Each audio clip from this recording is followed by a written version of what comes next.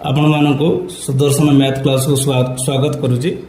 देखते एठार गोटे quadratic equation द्विघात समीकरण नहीं आर समाधान आम 15 सेकेंड भितर करदे पारिबा। मु गोटे साधारण द्विघात समीकरण लिखुची A X square plus B X plus C is equal to 0। ये आम जदि एक्स भैल्यू 1 बसैबा एक्स भैल्यू 1 नेबा ताले कौन हम A plus B plus C is equal 0 निश्चित हम कहीं आम एक्स जगह 1 जब बसैबा ताले ए इंटू 1 स्क्वायर ए हो बी इंटू 1 बी हो सी को सी ताले ए प्लस बी प्लस सी 0 हो। जब आम ओलोटा दिगरे गति करवा जो केस रे A plus B plus C is equal 0 हो से एक्स भैल्यू 1 हो माने गोटे मूल गोटे भैल्यू एक्स 1 होगला। ताले आम जो दिखाई चेक कर 3 प्लस 5 प्लस माइनस 8 कौन हो 0।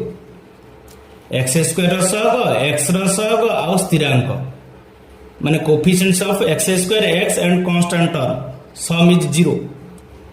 ताहले सेठी हमें कौन निश्चित हो गले एक्स भैल्यू 1 हम गोटे मूल आम निश्चित हो गले एक्स भैल्यू 1 हम।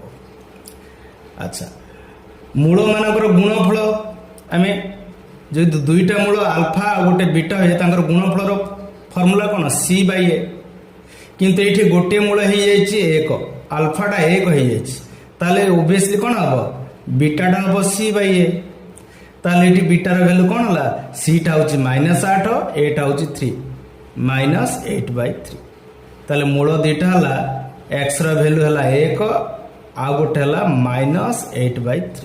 मु आउ गोटे एग्जांपल नौ 5x square -11x plus 6 is equal to 0।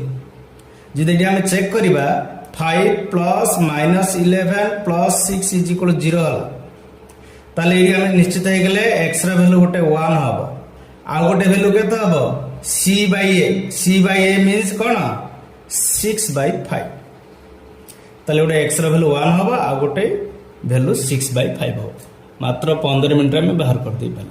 किंतु एथिपाई कंडीशन होची ए प्लस बी प्लस सी होथार अछि 0। धन्यवाद।